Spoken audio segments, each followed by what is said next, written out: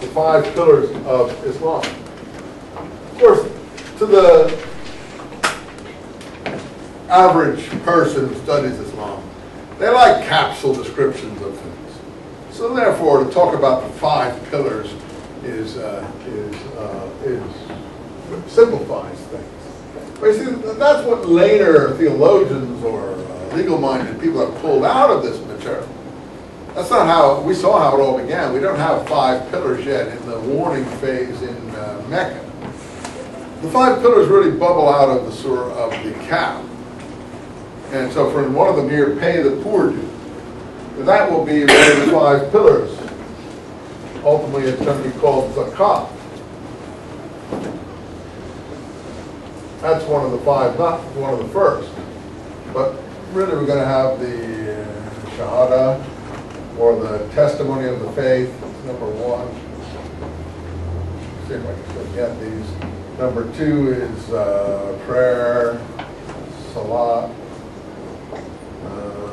Number 3 is, God, I'm not sure here, but maybe it's Hajj, but in any case, don't necessarily have, that's pilgrimage, zakat, and Ramadan. That may not be the right order, but in any case, those are the famous 5 pillars. And jihadists nowadays add a 6th, which you now know enough about from the news. Holy war. All of these are in the Surah 2 of the cow in one form or another, but they're not presented actually in the order that we have them. They just bubble out, and then the people who want to simplify things for the religion, for the practitioners, deal with that, But keep your eye open, and we'll see how these bubble out here.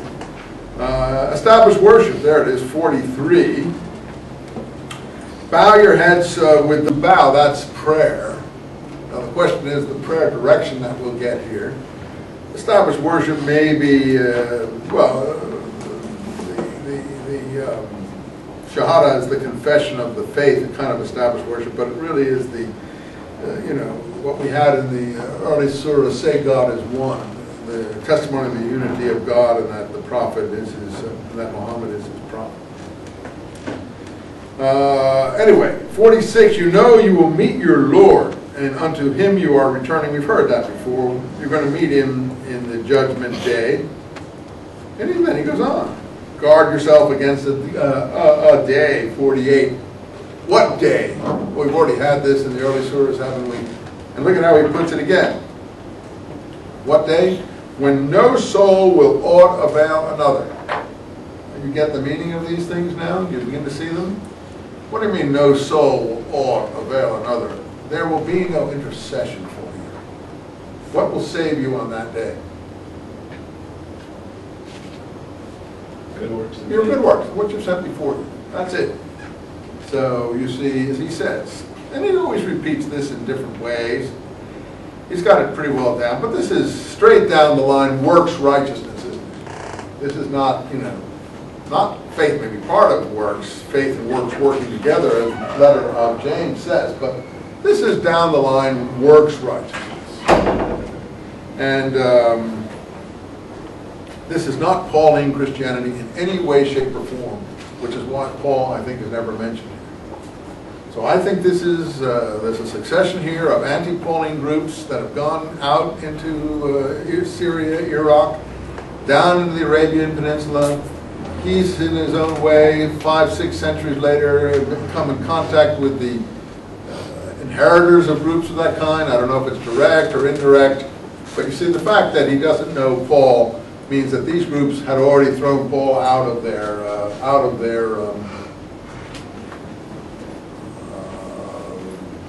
orientation. And you see, he does know Jesus and John the Baptist and a few others.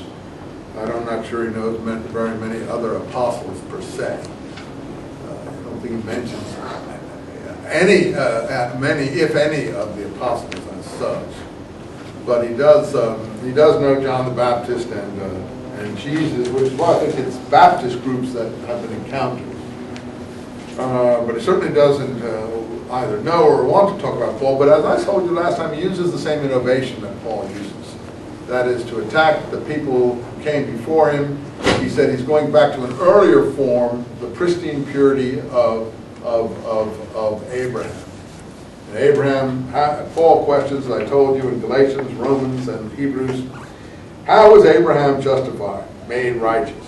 Well, obviously there was no Mosaic law around, so he couldn't have been made righteous by Mosaic law. Abraham came before the law, therefore he was made righteous by faith, Paul wants to say. And that's how we're made righteous, by faith in Jesus Christ. It's a very tricky, quick, skillful theological ploy.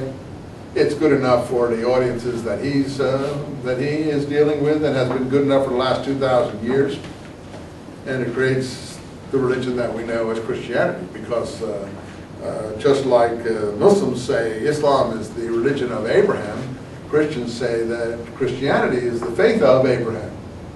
So it's almost a small jump. The only difference is that Muhammad adds the works of the James material. Muhammad does the same thing, or the angel. He goes back to, in order to attack Judaism and Christianity, he goes back to a situation before Judaism and Christianity. That is, aboriginal monotheism. The monotheism, and then who is the founder, according to him, of aboriginal monotheism? Abraham. So Islam is Abraham's religion before it was corrupted by Judaism and Christianity. That's basically his theological outlook. And he just added one thing to Paul's outlook. Instead of it being corrupted by Judaism, it's corrupted by both Judaism and Christianity. So it just took it one step further than Paul, but basically achieves the same end. That is, what we're doing is restoring the pristine purity of the monotheism of Abraham, and that was originally Islam. Because Abraham was the first person who submitted, therefore Abraham is the first Muslim. That will all come out here in the Surah of the Kahf.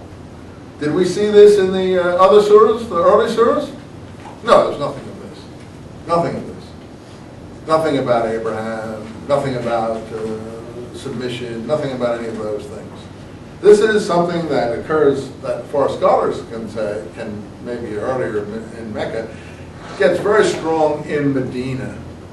And the whole present